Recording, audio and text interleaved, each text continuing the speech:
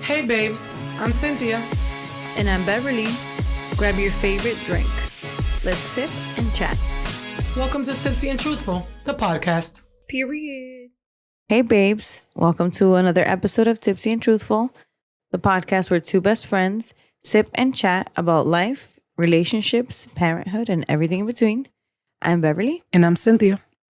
And guys, this is officially my first week of not working anymore. What happened? The window. You can't hear all that? I don't hear all that. Do you have bionic ears, Cynthia? I don't know. I feel like I hear all the construction when I'm trying to concentrate on you. It's probably my It's ADHD. your ADHD because you hear the dog's breathing, and I'm like, the dog breathing is breathing? loud though. No, I don't know. not at all. That's just Cynthia hyperfixating on Sorry. the dog's breathing. Sorry. Mm-hmm. Just that one Sorry. time that Teddy was extra rowdy. Anyway, as we complain about Cynthia for the first 5 minutes, this is my first official week of not working anymore. Wow. Yeah. Welcome to the club. I'm terrified. Terrified of? I mean, this means a lot to my family. Like financially, it's yes, we still. So this is the way it works. So of course, we own the company. So we have these clients, and we calculate a certain amount on these contracts so that we can have an employee and we still make profit afterwards. But me working in certain offices and certain homes means that we get to keep the profit and we get to keep what we would be paying the employee. Hmm. So now that we're only keeping the profit, yes, it's not like it's no money at all coming in, but it's significantly less. So, that might mean we have to make changes. No. We wanted to go on a That means it gives you baby an opportunity to grow your business. This is true. So I look at it as an investment for your business to continue to grow. Because I always tell Beverly, I went to school for business, even though I've never, like my knowledge of business is very like corporate America. Like this is how you run, like the basics of how you run a business, right? And I tell Beverly, like there's no way that you can make money if you are not investing on the other side of the business, which is your marketing, your campaigning, your the way that you get clientele. And it's hard to do that It's if a you're lot doing of cold both. calling and cold emailing that I know, do. but it's hard to do that when you're working in the business Of also. course. You don't have the energy and the time because you're there all the time. So Right. I think this is a blessing. One, because you need the rest. Guys, finally, virtual claps. She finally gets the rest that she needs. She is 28 weeks, 27 weeks? 29 weeks. 29 weeks. God, I know. that flew by. But I think that now you get to, really like focus on what you're good at, because Beverly is great at like the whole, finding clientele and marketing and doing all of that. You're amazing at that. And I feel like you just haven't had the time and the energy. I think mostly the energy. Like I could have made time here or there, but my brain wasn't in it. Yeah. But your brain wasn't in it because it goes back to you were working, baby. Yeah. You didn't have the time. Okay. I don't care how you put it. All right. So this is great. So It's don't be great. worried. No, I'm trying not to be worried. No, you're not worried. I'm not worried. Mm-hmm. I'm not worried. But I do know that this is just going to be a change, and it's going to be an adjustment, right? That's the way I wanted to word it. It's an adjustment. It's going to be an adjustment. We wanted to go on a baby moon. I don't know the logistics of how that would work, if we can still make it work. There was just a lot going on. So we'll see. I'm not dwelling on it. I know things are going to work out the way God intended them to. So What's your opportunity though? Huh. Is it that? I think that's like both my high and my opportunity, it sounds like it's really. both. Mhm. Because, and we were talking about, I'm like, you're going to yell at me for saying I'm trying not to stress, but that's the truth. I'm trying not to stress about, like, I'm now in my third trimester, right? Mm-hmm. I was telling you how tired I am. I had to stop by Dunks and get a coffee because now it's the every 2-hour bathroom breaks in the night. You can't find a position to sleep in that's You're comfortable. just you're physically exhausted, so you can't rest. You can't really rest even though you're in bed all night, right? So I was telling you that I'm trying, I'm trying not to worry about what the doctor said in the beginning of this pregnancy, which was they probably won't allow me to go past 39 weeks. So, that means possibly induction. And I'm like I have had natural births and I'd want to keep it that way. And the medical intervention part of it stresses me. And I get that. Out. And the thing is that you said why? So your uterus has to get back to the normal size, and it starts doing that immediately after birth. Your uterus starts contracting to get down to normal. I don't know if listeners out here know this, but the more pregnancies you have, the more painful that process is. And I didn't know this, but also the more dangerous it is. Oh, how? I think they were concerned about the amount of bleeding that may happen. So they want to induce me if I don't go into labor naturally, so that they can kind of keep an eye on it and control it, I guess. I didn't ask a lot of questions because I'm like, it's not going to happen. God, you're going to help me, and I'm going to go into labor naturally, and that'll be it. Mm-hmm. But none of my kids have been early. But 39 weeks is not really early. But my kids are born on their due date. Like, I'm the weirdest person on the planet. And I get that, but like, who cares? 39 weeks is not early. No, it's not early. But if my body doesn't do it on its own, we'll Google some holistic ways to start now. Raspberry leaf tea. Oh, I know. Dates, I was gonna say raspberry. I remember. Evening primrose oil. Mm-hmm. I know all the stuffs. Maybe massage. I gotta start earlier. They say lots of sex, but who want? No, but I also heard sex? Massaging. You're super huge and uncomfortable. But there's women that do. I haven't wanted to have sex in the end. That just sounds me like too much work. I don't know. When you're uncomfortable and can't breathe and you're hot and your belly hurts and you can't find a position that's like not weird. I don't know. Anyway, that's just me. Yeah. So opportunity is stop stressing out. Okay. Or even if you are stressing out, don't let that stress like wear you down. Like talk yourself out of it and give yourself like, it's going to work out. It's going to, Yeah. How about you, babe? Okay. So I was thinking of my opportunity when you said that. My high of the week. What is my high of the week? I think it's just church yesterday, or you lost. Church was great, but I think in general, I really am. And you guys are probably gonna get sick of me saying this, but I'm just like in a very grateful stage in my life where I'm just filled with so much gratitude, even with the smallest of things. I don't want to take anything for granted. Anything. So every day I'm just like, thank you. Wow, I'm so lucky. I'm so blessed. Over things that are like we take so lightly because they happen all the time. Like having a home, not having to worry about paying our bills, not having to worry about having food in the fridge. It's just all those things. Every time I go to my car, thank you, God, because I have a car. Yeah. You know how people don't have a car? You know what I'm saying? And all those things just keep me grateful. So I feel like I've been practicing gratitude more and more, like out loud, because one, I want my child to always be cognizant of how blessed he really is. And he's not going to understand that unless he sees me being grateful. Like it starts with me, right? But also I think that everything that's happening in the world is to induce fear about, everything that's going wrong and like the politics and this and that. And we're going to have a shutdown and like all these things like that are to instill fear. And I don't want that to be what drives me.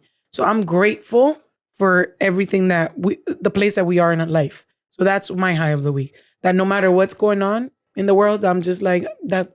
I'm outside of that. I'm outside of that. Like it's not I'm not letting it affect me. Goals. My opportunity, I was thinking when you just were talking about the whole job thing. Yeah. It's that I need to, and this goes back to like the beginning.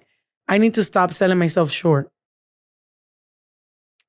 You mean the same thing I always tell you? Yeah. No, but like, because I've been, practicing humility every time I apply for a job. And I've had this multiple times where people are like, why aren't you shooting for the stars? Yeah. And I'm just like, because I don't have this and that. And they're like, girl, like, yeah, Jessica just told you I know, Jessica thing. Just told me, Yvonne's sister just told me, like, and I hear this constantly. You tell me all the time. So it's just like, I really need to like start practicing that. Yeah. Like I am more than capable. I know I am. Mm-hmm. I've proved it to myself. So why am I not allowing myself to go for these things that I know that I could be great at? You're holding yourself back. I and know. It makes me want to punch you in the throat. So that's my opportunity. I'm just going to be like, doctor, I think I could do it. Yeah, sure. Surgeon? Brain surgeon? I can learn. I'll give it a shot. Do you have training on the job? I can learn. So yeah, that's what I'm going to work on. Yeah, watch a good doctor. Yeah. No, my new favorite doctor show is New Amsterdam on Netflix. Random, but okay. Watch it. Anyway, so babe, we had in the last episode, it was like a lot of family dynamic conversations, right? We had the family dynamics between me and my sisters, and then we had the Dear Cynthia, where we had the family dynamic between, a narcissistic parent and their child. First of all, I feel like we rushed through all of it. So I feel the need to apologize. There was a lot of scheduling issues. The thing with getting all of us together, and we didn't even get all 5 of us, is, we all have very busy schedules. And, we have a lot going on individually. So getting a time where all of us can sit together in a room has been challenging. It was That's why it was rushed. It sounded rushed because it was rushed. We all had somewhere to be at a specific time. But we started talking about we started looking into family dynamics that were unhealthy. And we found we're not professional therapists or anything like that, but we found articles where some of the stuff sounds familiar, I think is what I would say. That we've experienced. Or we've seen. So let me see what I found. Hold on. All right, so I'm going to start with what a unhealthy family dynamic might look like, okay? So this could be one or multiple family members feeling or showing these traits. Rigidity, isolation, disorganization, unclear communication, ding, ding, ding. That one's huge. Role conflict, also huge. I feel like especially in our culture where sometimes the parents that are coming into this country as, they're immigrants and they don't know a lot of stuff that's going on. Us as children, we've talked about this before, have had to take on roles that really didn't belong to us because we were the ones who knew English. So that's another one. Enmeshment, which is a word that we had to look up because I didn't even know I never heard that word.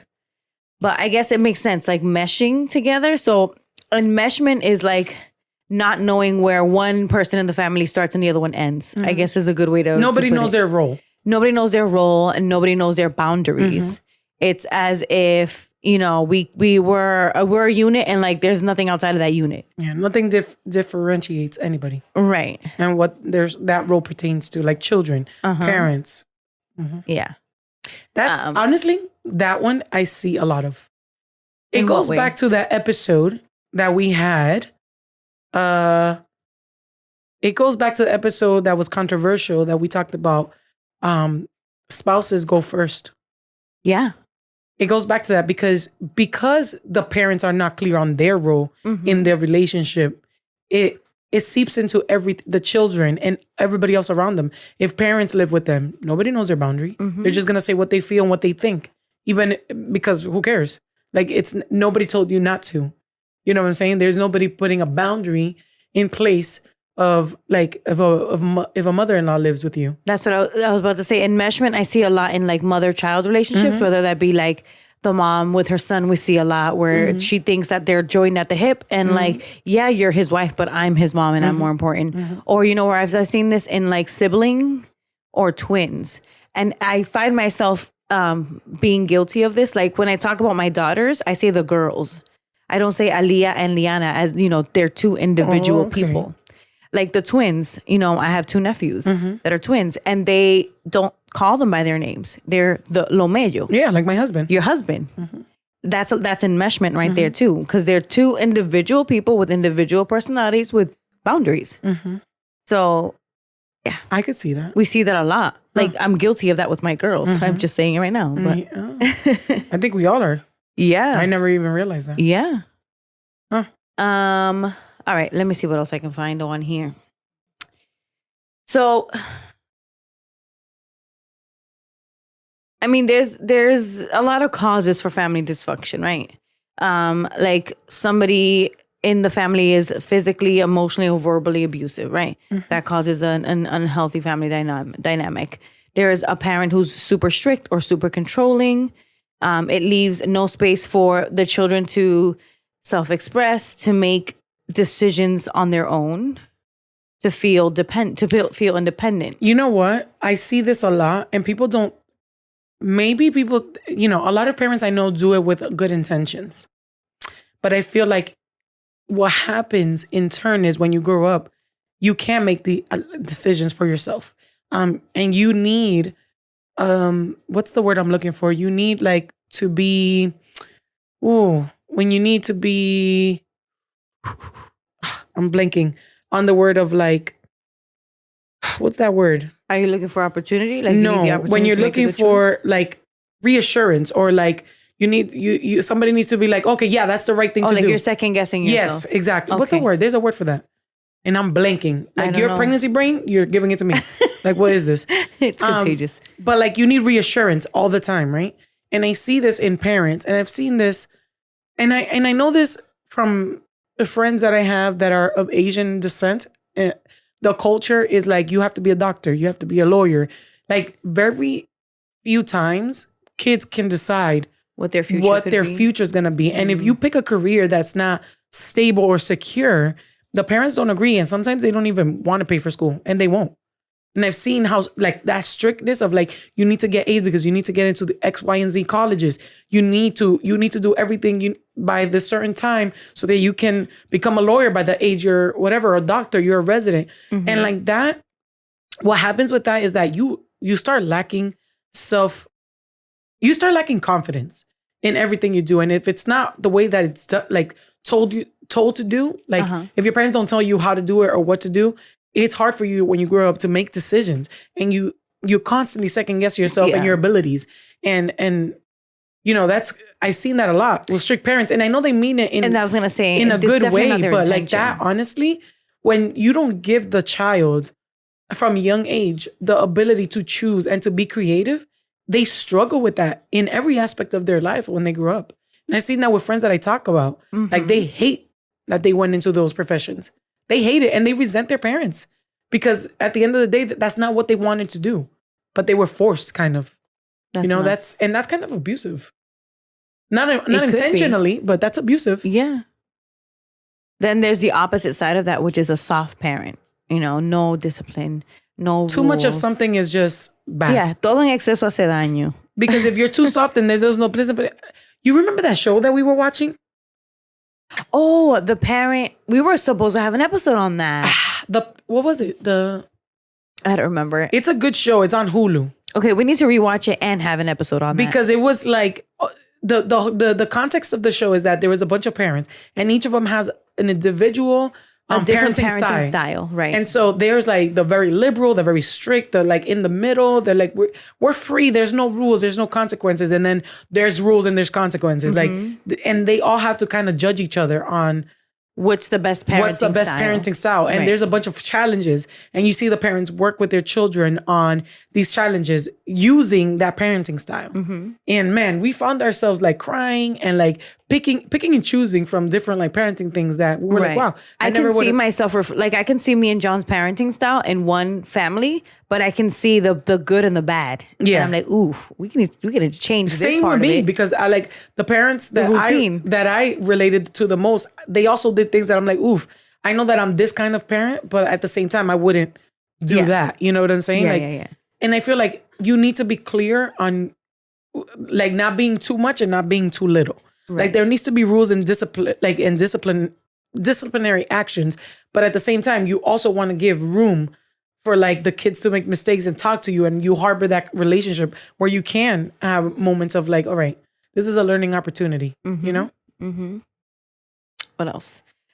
There's the substance dependent parent. So what is that? Somebody with substance abuse issues. Substance abuse. Okay. And that creates obviously issues with kids who are going to be at a higher risk for abuse, who have unpredictable interactions with their parents. They don't know who they're going to get that day. That must be so hard. I can't even imagine. It cannot. It breaks my heart that kids have to go through this. There is a dynamic where one of the parents is absent, either physically absent or physically present and emotionally absent. Either way, that you know, a child's needs are not being met in one way. So that creates the family size. This one scared me when I read this one because I'm one person, right? John is one person. And when you have a big family, parents may have a difficult time giving everyone the same amount of attention. And can I just say something? Of course. This is being honest. Of course. I worry about that with you too. I worry about that with me too. Because I think about me, right? And I think about, okay, I have one child. And even though I'm tired, I have so much energy and time to pour into my child, right? Of course. With, the other day, it made me really sad that you said this. And I don't realize that, I don't know if you remember that you said this, but I'm like, babe, no. You can't compare your situation to mine because I have one kid. You know what I'm saying? I've had the time to like do the things that I'm doing with Cairo. What did I say? You said, I'm failing at this mom thing. And I was like, no, you're not. I know that it may seem like overwhelming sometimes because I feel like it's going to change now that you're home. But I feel like you had too much on your plate. You had unrealistic expectations of the things that you were doing. And I was like, you can't do any of it well because you're doing this here, you're doing this, you're doing this, and you're tired. Yeah. There's no room. I feel like it's going to change now that you're home and it's going to stay like that. Amen. But I feel like it's different for me because I've been able to do that. Yeah. I've been able to be intentional about how I pour into my child. It's different. I don't have 3 other kids that need me that are tugging at me when I'm trying to do something with Cairo. You know what I'm saying? Right. And that's probably going to change when I have another kid. Yeah. So, something will change, obviously. Yeah. Because, you know, now Cairo's bigger and independent. He won't need as much from you as a newborn who's going to need you 24/7, who's going to need you to feed them. Like you're literally making their food in your body. So, of course, that's going to change. I hope and I pray that my kids will at least see my effort. You know, like last night I'm cooking and I'm packing lunches, which is a 3-hour ordeal, okay? Because there's a bunch of different lunches for a bunch of different people. My family eats. That's another thing. I don't know how you do that. We eat. So I'm always cooking. I feel like I finish one meal and then I sit down and I'm up in 5 minutes to work on the next meal. And, you know, so I'm like, the girls had cheer. We went to church. The girls had cheer. And then after cheer, you guys, I let them go to the park alone. What? So the stadium is next to the park here in Hebrew. I know that. So cheer was done at 3:30 and they said they wanted to hang out with their friends at the park. You know, the cheerleading friends. I gave them 30 minutes. Guys, this is big for me, okay? That's why I'm like, what? Yeah. I mean, I feel like they're old. I have to trust them to make the right choices, right? It's not even them that I'm worried about. Me neither. It's the world. It's the world, yeah. I know, but I can't change the entire world. And that's so scary. That's something I need to work on. So I'm home on my couch watching the GPS, watching them walk to the park like a psycho. But I'm like, okay, mommy, I'll pick you up. I'll pick you up at 4. That's fine. Like 3:57, I was in the car like, hey, I'm here. What? Already? Yep, I'm here. Let's go. But like after that, they got home. They were tired from cheer. They stayed in their room. And it's like 7 o'clock, 8 o'clock. And they're still in their room. I knock on their door. I'm like, you guys don't love me no more? Come on. Come sit with me while I cook. So I forced them to come spend time with me. But I hope they see my effort. Yeah. You know, that I'm not able to go sit with them and chat. But I'm like, sit at the table while I cook. And we're like talking about all the tea and who's a flyer and cheer. And this person sucks. And I need to learn how to do this done. And, you know, that's my hope that they see that it's true. It's impossible for me to be 100% present for all 4 of them. Soon to be 5 of them. But I really try to give them each a little piece, you know? It's like 6. Huh? 6. Jessica had a dream that I had a girl. I said, that's somebody else. That's how that works. It's not me.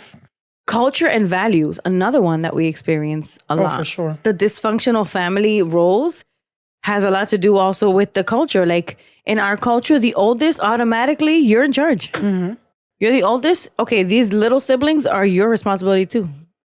That's our culture, right?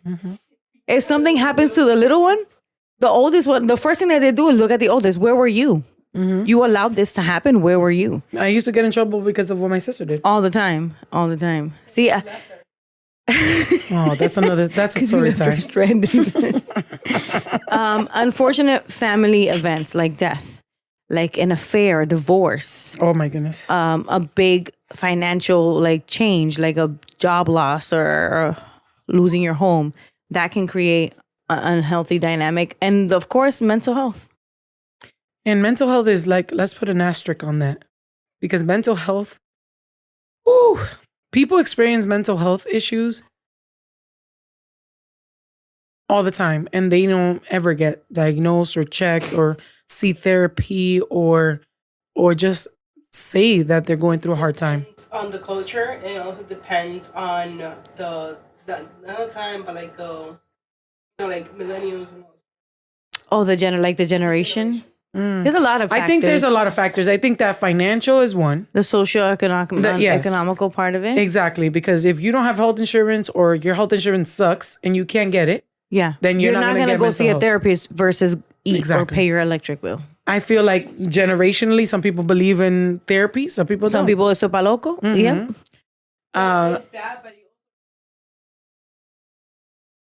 You're right. What? She said it's also that, but you also don't need money to talk to someone. But you have to remember. We're talking about professional. Depending on, right. But I agree with Jessica. What Jessica's trying to say is that sometimes, even if you can't afford therapy, even speaking to somebody about things can help. Yeah. And I agree with that. The thing is that, unfortunately, not everybody has a sane person. I don't want to say sane person, but not everybody has a circle of people who they can talk to about their mental health issues. We have that. Thankfully, I can call you and I can be like, I'm feeling really depressed and I'm scared. And I know that you're not a therapist, but you're going to make me feel validated and you're going to listen to me. And you're not going to be like, get over it. Yeah. That's true. Yeah, Jessica said there's also the fact that they might not even know that they're going through something that has to do with mental health. Going back to the culture thing, you have to think, when we say culture, I want to say that we're speaking mostly on what we know, being Dominican, right? Mental health, we've said this in multiple episodes, is something that in Hispanic countries in general, people don't talk about. If you are going through we're getting better. I feel like as a community, you know why we're getting better? It's a generation. Yeah. It's because we're pushing the conversation, especially people that were born here that have like first generation for the most part are the first ones to be like, nosotros no estamos loco. En Santo we Domingo have so también. much. We have so much responsibility, and it's not fair. I don't feel like everybody's speaking up on the things that they felt hurt them, or if they feel invalidated, or whatever the case may be. People are not scared to speak up, and I think that's the reason why now, as a country, they're forced to look at it because everybody's sick of it. Who's a big Dominican and a big platform? Sabrina Gomez. I love her. Yes. And the way that she speaks, like, their podcast is hilarious. Funny, okay. But she talks about real issues and real like mental health things, and like, no, because if you're doing this, that's called emotional abuse, and like she'll call it out. De ahí. Well, and I actually found a therapist who is Dominican, and she speaks to everyone, both languages, and she's a little older she's definitely much older than us. She's like in like mid 40s, but she gives examples that the way we were talking about family dynamics or like all these situations, and she's like, yeah, you know what that's called? And she is like name dropping, kind of like what this means, like actual terms. Like this is the definition of this. This is the what do you call professional term? The professional term of everything that we talk about. that we saw growing up. Yeah, that we blanket cover with. No, eso es parte de la cultura. She's like, eso no es parte de la cultura. We need to tag that. Yeah, into this she's like, episode, it's not parte de la cultura. That is abuse. And like she calls it out, and that must be tough for her because she lives in DR, and she's doing this like publicly. Yeah, about like she's doing it in Spanish mostly, where people need to hear this because people like Jessica. To like Jessica's point when she said a lot of people don't even know that this is a problem. Yeah, because we're brought up like this. Like that's just this is our norm. This is exactly, it's our norm. So you don't know until they bring it to your attention, and you're like, wait a minute. That's why I've been feeling this way. And being cognizant of that and like finally realizing that is mind blowing. Period. But exhausting because it's scary because then you realize, okay, I have something's to gonna mix. change. I have Where do I go Exactly. from here? Wow. Jessica said she didn't know about what mental like health issues were It's true. until she moved here. How old were you when you moved here? 19 years old. So we mentioned this in the last episode. Jessica is my sister, but she lived in DR most of the time. And she did live with us for a couple of years, but it was like, you know, a couple of years here and then she would go back and then 1 year here and then she would go back. So her childhood was mostly in DR. But anyway, another one, and this is another one that I can relate to a lot. And I have to try to say this without crying.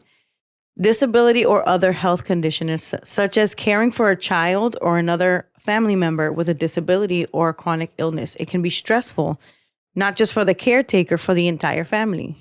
It can limit the caretaker's ability to manage others in the family. Relatable. And the needs sometimes of other family members may get ignored. Never even mind the actual caretaker's needs being like put on the back burner. Whew, I got through that without crying. Attachments. Oh, Jessica's holding my hand. I love you. Attachments. Did we talk about secure attachments, insecure attachments? I feel like we did. I think we touched on it. Yeah, we didn't really talk about it in depth. Oof. I'm going to buy a book. Okay. Maybe we should start a book club because I need to buy a book that explains We can't keep up with the it. I can't keep up. attachments. Well, this is the thing. I want to talk about it. Yeah. I don't. I want to talk. Well, I mean, mentioned this before about how like we get a book and then we talk about it after. But it would be nice if our listeners like knew what we're talking about. This month we're gonna be reading this book. Yeah. So like, there's a book on I have to find it on the attachment theory, and that's super important to learn about because once you recognize what your attachment style is, you can work towards being a secure attached style. And we can work on being on raising our kids to be secure attachment styles. I don't know if I said that right. Doesn't matter. Generational dysfunction, traumas and things that have been passed down, and systematic instability, social instability, social stressors such as financial or economic differences, politics, all of that can create. Can I just say, this week I was talking to Ronnie about my dad.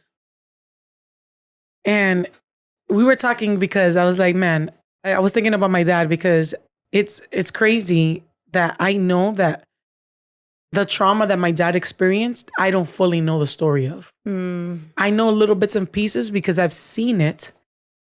And I've talked about. Has he talked to you about any of it? And this is why my term that this is why I want to bring it up, because sometimes we get so angry at the things that happened to us growing up, and like I've talked about the relationship with my dad. I love my father, and he's my father, but I would legit, if I had to die for my dad, I would for my parents.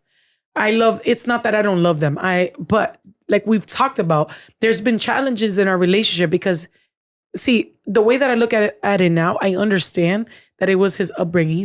He had a really tough, really challenging, very traumatic, very painful childhood. And I think that's the reason why I have so much, even more love for my dad and a lot of grace, because I couldn't imagine going through that and having to raise kids without having the tools, right? And then I look at it as a parent now and I'm just like, man, I'm doing everything I can to not mess up my child, right? And to be, teaching in the moment and to do all these things. And so I think it's important, if you don't know your parents' story, to give them an opportunity. I think we've never really sat down and asked. And I was thinking about this the other day. I need to sit down with my father and explicitly ask, Dad, what was so hard for you when you were growing up? Like, what was so painful? I think nobody has ever asked him that. Wow. And I think he needs someone to ask him so that he's able to say it. So he can say it. Oof. And so I am trying to, in my mind, think about a way that I can do that where it's not so that my dad feels comfortable. Because think about this. Does his wife work? Okay. And so I want to do it with him. What I was going to say, it needs to be just you and him. Yes. And I would recommend that you going into his space. Yeah. he would feel more comfortable because he feels comfortable in my home. It's not that I feel like my dad, he spills the beans. I just think that this is this is gonna come out of left field, and it's because I need him to like let it out. I feel like it's been a stopper, and he needs someone to ask him so that he's able to just express it and let it go, so that he can move forward in his life, not carrying everything he did, everything he'd been through, and just like what's the word? Teetering. I don't know what the word is, but teeter-tottering. I don't know what the word is, but like you're always stuck. And you know what? They said this in a sermon that I heard. Your memory could do two things. Your memory could either remember, or it could think of like create things. That's how your brain works. Your brain is constantly just going back to the past or making things up. I don't think you meant to say your memory can do things. Your brain can do two things. Your brain. It can remember or it can create. It could create. That's it. Yeah. Think about how deep that is. That's deep. And so when you're constantly like thinking about everything that happened to you, and then you're constantly trying to construct like a future, it's hard to like be bouncing back and forth. And I feel like I need him to be in the creation and stop going back to things that he did. He won't do that until he lets exactly. it all and I out. hit the nail. I think, you know how I always talk about, I can't explain my brain. And I realize this when I explain things to people. They're like, what? I've never thought about things like this. And that's how I know that there's something there in my brain, right? Because for me, I literally have a bunch of corrupted little files that automatically, if something sparks it and I remember something and finally can complete it, I feel like it makes, I go back 10 years and I remember, like, for example, this is an example I gave to Vani the other day. When I was teaching, we would be in math class. And finally, a concept that I didn't understand when I was 9 years old clicks in that moment. And I'm serious. That's funny. I'm sorry. It is, but this is how my brain works. So I'm just like, man, I never, like, I'm explaining it and I understand it, obviously, but it makes me go back to like Miss Lynch's class in math class where I was like stuck on a specific problem and I could see it. It's like a visual. It's like, I couldn't figure this out and it clicks and it feels like everything makes sense. Lines up after that, like dominoes. Exactly. That's crazy. My brain works like that. So I was explaining to Vani once that my dad hates sweet potatoes, like with a passion. So one day he hates batata. Mm-hmm. And it was because he was born during a time after the regime of Trujillo where his family was so poor. That's all they ate. Oh. One day, my mom, estaba rápido, and she cooked this, gave it to my dad. And I'll never forget my dad's facial expression over the batata. Now, my mom doesn't know. My mom has no idea that this is a problem. And this is why this is the trauma that I want to talk about, how deep it goes. I saved that file of my dad's face when my mom gave him the batata. And it didn't make sense to me. I was little. Yeah. One day, it's food. One day in conversation, years later, this is my brain. Years later, my dad is like, yeah, because cuando yo estaba creciendo, all we ate was batata. And I hate batata. And it was like going back to that moment. Wow. It went like my brain went back, reverse, and it clicked.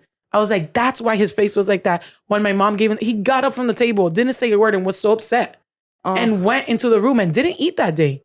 But I didn't get it. I was like, your poor mom was probably so confused. And my mom was like, what the heck? Mm-hmm. But then I understood that it was because that's all they ate for a very long time. Because they didn't have the money to eat anything else. So he detests, like even looking at it could make him cry. Literally, like and it's those things that, this is why it's important. Sometimes I know that parents do things and they don't do it on purpose. Mm-hmm. But I feel like we need to be explicit and intentional about asking our parents, what hurt you? So that they can let that go and so that we can let go of the things that they did to us. Yeah. It's like, we need to let it all go. We can't go back and fix it. No. But we can decide to change. Move forward. Right. And I feel like that's part of a lot of the dysfunction that we see around us is that you did this to me. We've talked about it. Yeah. You did this to me. This hurt me. And you don't understand how that affected me. But like, we never sit down to ask our parents, what affected you? Right. Why did you become this kind of parent? What did you see? What did you experience? Oof.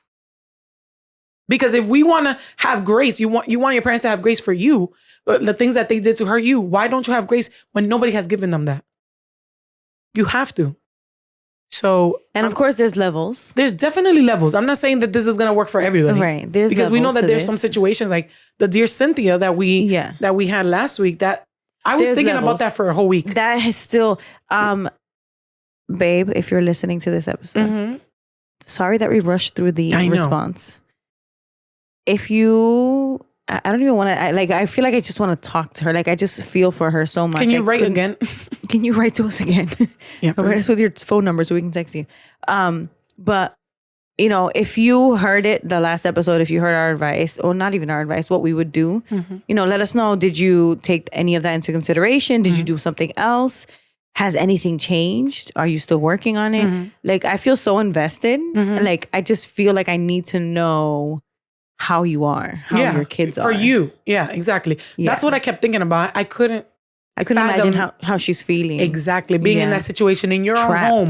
In your house. In your own home. Like, that's crazy. Sometimes you have so much grace to a fault. You know, sometimes you're like, yo, I know that I feel this way, but I need to help or I need to be there. But then you get stuck in these situations and then you're just like, what was the point of that? And I understand. Not only what was the point of that, but it's like, okay, I'm trying to help my mother, but like, at what point do I have to think about me and my kids? Exactly. Where does that end and me start? And that's the thing about like dysfunctional grace. family. It's very difficult. It's exhausting to. Man, I don't even know. So, I mean, this article that we found, it picks out like 6 common dysfunctional family roles. And we'll go into like what the 6 are. The first one is the actor-outer. So commonly, this is a source of the family's conflict. And the family tries to cope with the addicts. Okay, I don't know where there's an addict here. The actor-outer. So basically what that sounds like to me is this is the person who always tries to get attention. This is like the clown. They're always like acting out. They're always doing something to cause the whole family to like look at them. You know, whether like us attention seekers. The attention seeker. You know, a lot of families will have that in a dysfunctional. And there's reasons, like, again, there's reasons why this person feels like they need to act out to get attention. Yeah. Right? The second is a caretaker. The caretaker can also be known as the enabler. 600-pound life. 600-pound life. What do you mean? The 600-pound life, the show? Yeah, I know the show. That's the number one word that's used, enabler. They're like, oh, but they're hungry, but I don't know. They yell at me if I don't do it, or they're feeding them to death. Like, that person can't get up. Yeah. So, if you stop bringing them the food, that's it. They're gonna have to deal with it. They're gonna eat whatever you bring them. Exactly. So that's the word that's used a lot, enabler. And they think they're doing right. That's the problem. The enabler always thinks that they're doing the right thing. And this is what it says here. They enable the other person's behavior, and they will even go as far as to cover for them and do all the responsibilities and everything to make everyone else around happy. They're seen as a martyr of the family. Ooh, that's a strong word. Because it's true if you really think about it. That must be exhausting though for that person. It must be. Even though they're putting themselves in that position, it's exhausting. There's a reason. There is a reason. And that's the whole thing with all these family dynamic. Everybody acts a certain way because of that. There's a reason. And, you know, in order to fix it, it has to start with one person in the family being like, okay, something's got to change here. And hopefully it trickles down. Do you think you're that person for your family? Because I think you are. I just don't know if you see it. I would hope so. I'm not doing anything with that intention. But if that's the outcome, I'm not reflecting and trying to change because I want my family who are all adults. No, but that's the result. The result is that. To look into having themselves. These conversations.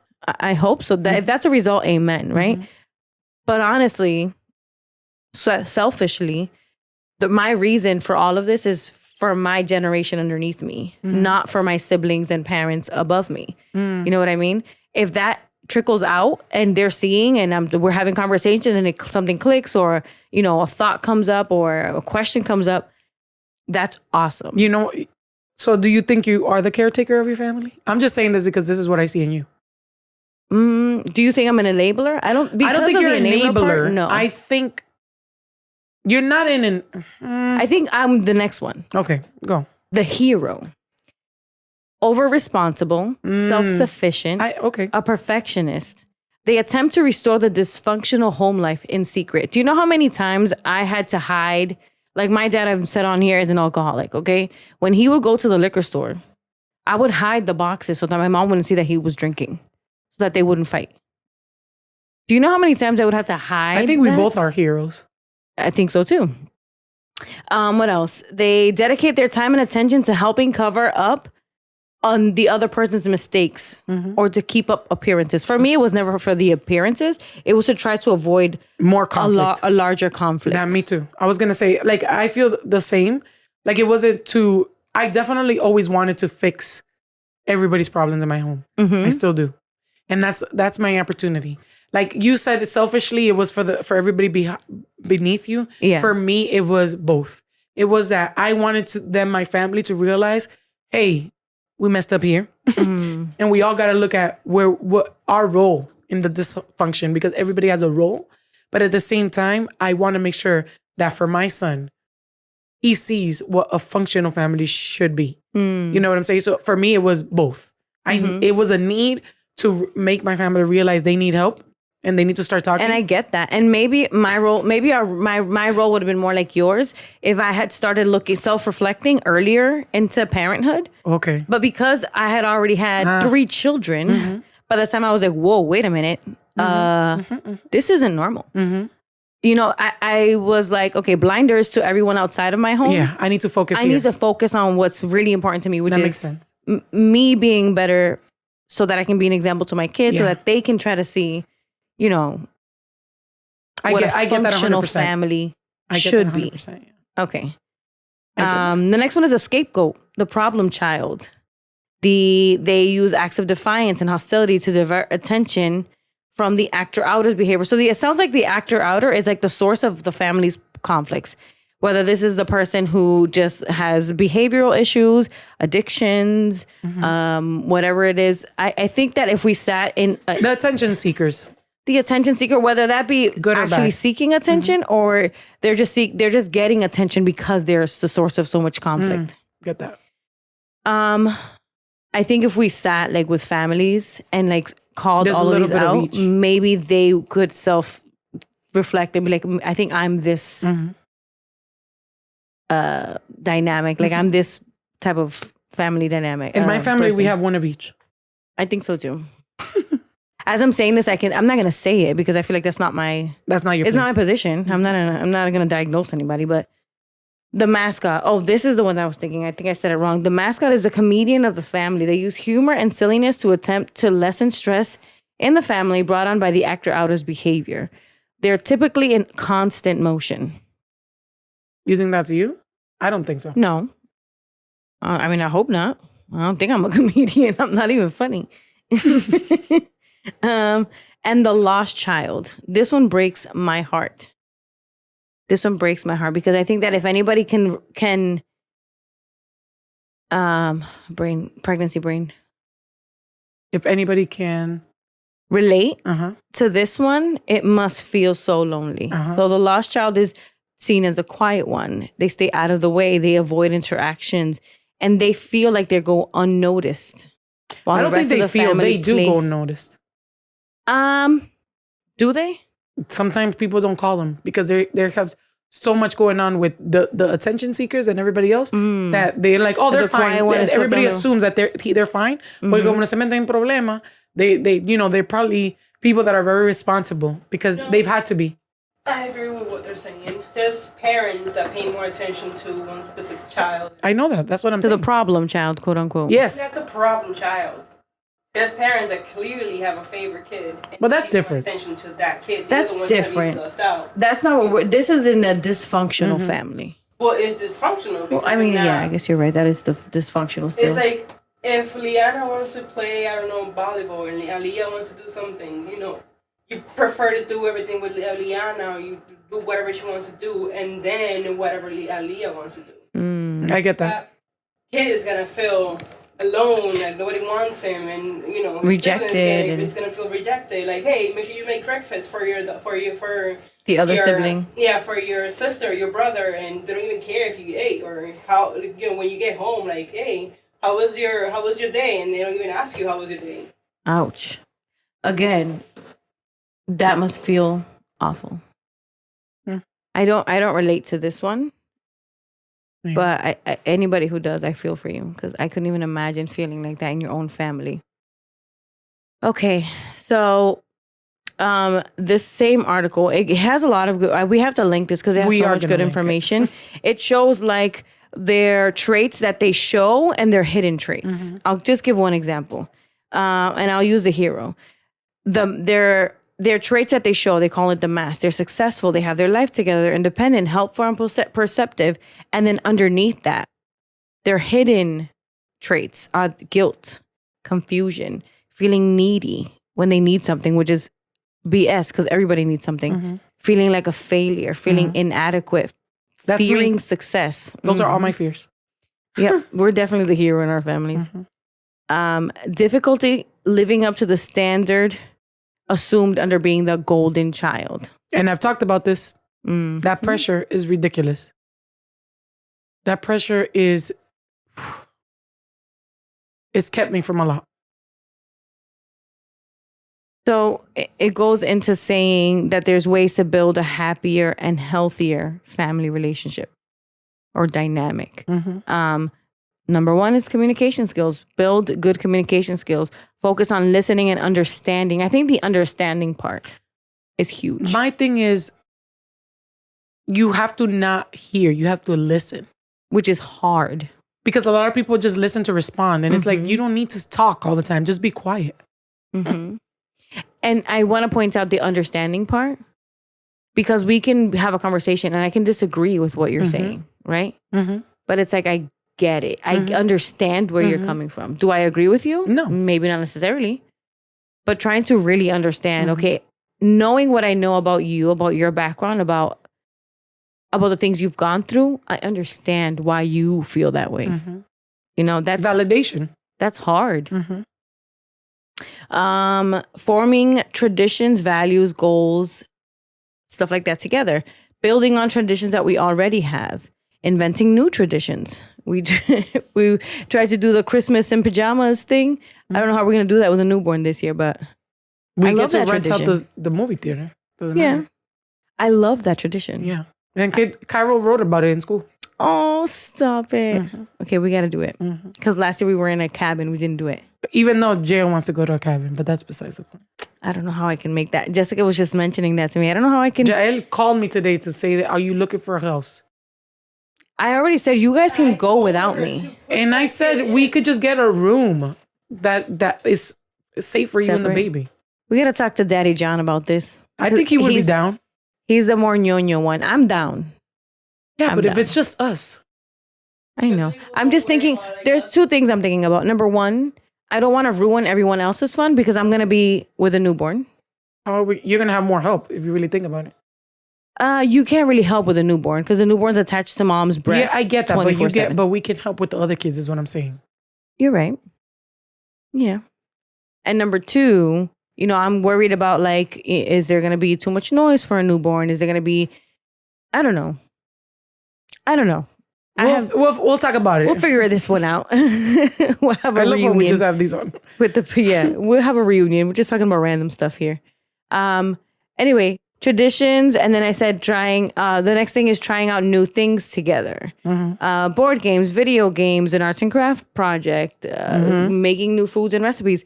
The other day, the girls in Cairo made an apple crisp. Do you know that they thought it was so cute? They fought the whole time though. They fought the whole time because Miss Bossy Queen Aaliyah was like, nobody knows how to peel an apple, and I would have done this faster on my own. And I'm like, Mommy, the point she came into the sideline. She was like, I'm gonna lose my mind if Cairo coughs one more time. And then Cairo was looking worried in the back like, I'm sorry. He keeps coughing all over the food. I'm like, I had to pull her aside like, Mommy, you guys bake all the time. Cairo doesn't bake the way you guys do. Yeah, I know. He's learning, and he's little. You guys are teaching him. But it's Cairo's face that gets me every time. He looks so worried. Because it's the Cynthia face? I know. He's like my kid to a T. Like this. He kept coming. He's like, I'm sorry. He was so worried. Engage in physical activities to reduce stress and promote bonding. Exercises, dance parties. We used to dance bachata in my living room all the time. I don't know why we stopped doing that. I think the girls are like ill. Yeah. Going on weekly walks together. Like we only did that during COVID. We used to go to the park and walk, and we used to literally walk around the block. Yeah, me and Cairo and Gio play basketball. That's good. That's physical activity. Phone calls, emails, social media, like connect with your family in any way possible. And my favorite, find ways to laugh together. Watch funny movies, joke about memories in the past, start a family book club. That's funny. We're going to link this because this has a lot of good This is a really good article. And I honestly, it's going back to that point that Jessica said. You might not even know that you have dysfunction in your family. Yeah. And that feeling of heaviness and of like misunderstanding and all these things is why. This is why. Yeah. But the good news is it only takes one person in the family to notice it, realize it, and start working towards it to make change. And my advice is that you need to not project that to everybody. If you realize that there's dysfunction in your family, the first thing you should do is work on yourself. Right. Forget about everyone else and pointing the finger and saying you did this and you did that. You need to listen, Steve, I'm calling you because I just realized that you're the scapegoat in this family. Yeah. No. I'm calling John after. Just let him know that he's the actor outer. All right, have a great day. Yeah, exactly. That's not gonna work. But people do that. Like when they have this realization, especially if they never had it before, they feel the need to be like, you're this and you're that and this is what. And it's like, guys, that's just going to create... it's not helpful. It's not helpful, and it's going to create more dysfunction and miscommunication. I feel like you need to get to a place where you're working on it yourself. You realize it, you're like, man, I got work to do on myself. Work on you. Focus on you, because something we say is that you can't control everybody else. Yeah. You can't expect you from everybody else. And that's just going to add, a heavier burden on yourself if you want to fix everybody, which has been my problem. We've been thinking about what we should put on t-shirts. We say that all the time. You can't fix nobody? No, you can't control anyone outside of you. And you can't expect you from anyone else. T-shirts. Merch Don't coming steal soon. our idea. No. Don't steal our idea, please. No, but it's true. And I feel like that must be tough. Yeah. We've been working on it for a couple years, but the work is never finished, guys. You have to think about this. When you realize it is when the work starts. And that's why they call it a healing journey. Oh, and it's a never-ending journey, in my opinion, because it's constant. You're cognizant of it all the time, of things that were and things that will be. I don't want to call it a never-ending journey, because I feel it should be a never-ending journey. I think that once you're healed, there's room for growth, obviously, because nobody's going to be perfect. But I think that people do get to a point where they can be like, I'm healed. Why? Because these outside things are not affecting me. I guess you're right. Yeah. You know what I mean? Yeah. I get scared but when I feel people like it's still get stuck in this constant, I need to heal. And it's like, there is a finish line. The finish line is you feel safe with you. I guess you're right. Once you get to that point where you can feel safe within yourself, nobody from the outside, no matter what they say or do, whatever, can affect you. I think that you're healed. Is there room for growth? Yeah. Oh, yeah. Nobody's perfect. You're gonna mess up one I think day. that's what I meant. It's not that it's, when I say never ending journey, is because once you're healed, there is room for growth. Of course. Yeah. Do you consider yourself healed right now in this moment? Yes, for sure. I don't. I still got steps. I'm joking. I'm definitely not there. Oh. I feel like I'm getting closer. I've realized I fixed a lot of broken files. That's gonna be my thing. Because honestly, my brain works that way, like a coding machine. And unless a code is fixed, it's not gonna output anything good or anything functional. Is what I should say. And so for me, I've definitely gotten to a place where I'm like, oh, okay. And it doesn't bother me. It doesn't hurt me. I don't react to a lot of things the same. But I'm still in a place where I'm growing still, obviously. Yeah. And every day have realizations. Every single day. I'm just like, man, I bet nobody's asked my dad this. And that weighs on me. We need an update when you talk to your dad. Yeah. Obviously no details, because that's not our business. He's probably he's like me when it comes to a place where I feel like when I get to a place of, okay, I mastered this. I went through this, and like now I'm on the other side. I don't mind speaking about it. For me, it's very difficult to speak about things that I'm still when you're in it. And my dad is like that too. I would my thing would be to know how he reacted to the question, not so much what he said. Yeah, I'm definitely going to do it, and I'm definitely going to update. Because I honestly feel like nobody's ever asked him that. Ugh. And I could only imagine what he feels like, how lonely that must feel like. That's why I said, because I can't even imagine you harboring all these emotions and nobody even And you know stops. what's so crazy? I was really thinking analytically about my father. He's very different from his siblings. From all his siblings, he's very touchy, he's very loving, he's very warm, he's very goofy, he's very all these things that his brothers is not. So also, I take that into consideration as to how hard that must be when you're that way and nobody else is. And how much he had to work to become that way.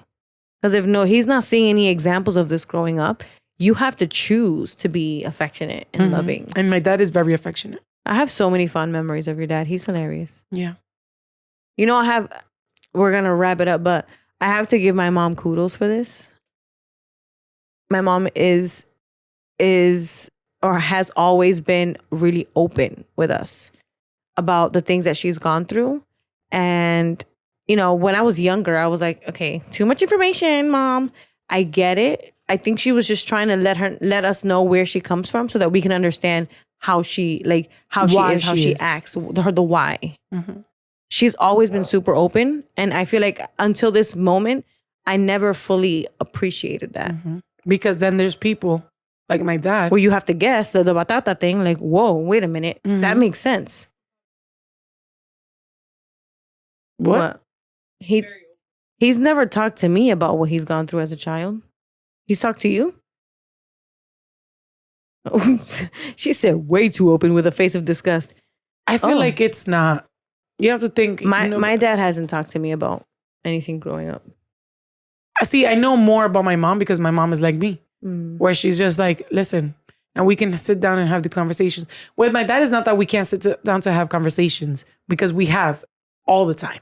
I think that this is just so, I've never really thought to ask him about this. Mm-hmm. And I was thinking about this mostly because Yvonne and I were talking about death. And we were talking about how that must be for my dad. I don't know how we got to the conversation, but we were saying, imagine, he had a really hard upbringing, right? Mm-hmm. But did he ever have these conversations with his father to know why they were the way they were? And I started thinking deeper, like he has so many unanswered questions. And that must be tough too. Like having to like live life like with all these unanswered questions as to why your father treated you that way. And I don't want to do that to my dad. I want him to know that I knew his story. Mm-hmm. And that's beautiful. You know, I don't want to cry. I just feel like I never really, it was like during that time that I was like, dang, I bet nobody's asked him. And you know what it is too? Because we're both saying the same thing about our fathers. I think in our culture especially, men are put on this like, you know, you can't have certain emotions category. So while it might be more easy for our moms to be like, because that's more womanly. I went through this, you know, be careful with that because I had to go through this. Yeah.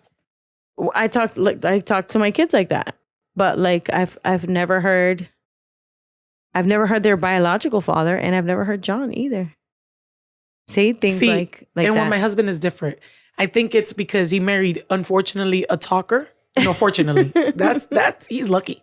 I've coerced these things out of him, like through tough conversations, through fights. We've had a lot of ups and downs. I talk about this in my other podcast, Kingdom Vessel. Mm-hmm. But that's something that he's had to, I need to understand. For me, I needed to understand. But he was also very open, I think, because he sees the dynamic with my family too. Mm-hmm. I think that has pushed him to be like, okay, wait a minute. So maybe everything I went through is not normal. And that's why we're talking about it. Anyways. All right. Well, I'm going to throw in a plug at the end of this episode. Cynthia just mentioned her other podcast. So anybody listening, if you haven't listened, please search for Kingdom Vessel. It's in every podcast platform. Go listen. They're short episodes. I think you only have one out so far. I have one. Honestly, this week. One and more to come. Yeah. We don't know when. Don't pressure her. She'll do what she wants to.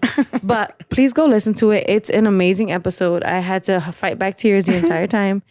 And she did amazing. So Thanks. Everybody go listen to Kingdom Vessel. Thank you guys for joining us today. So thank you for not getting tipsy with us. But still keeping it truthful. Bye. Adios. Thanks for tuning in.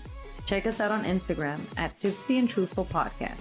And TikTok at Tipsy and Truthful. See you next week. Love you, babes.